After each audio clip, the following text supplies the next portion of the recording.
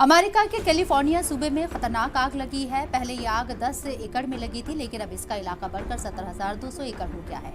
इसे बुझाने के लिए अमेरिकी महकमे की तरफ से कई इंतजाम किए जा रहे हैं। आग इतनी भयानक है कि इसी जद में घर और मस्जिद भी आ रही हैं। आग की वजह से एक मस्जिद और आधा दर्जन प्रोटेस्टेंट चर्च भी जल गए हैं। कैलिफोर्निया के पासाडेना और अल्ताडेना में कई इबादतगाह जल गई है। इसमें एक मस्जिद अल तकवा भी शामिल है।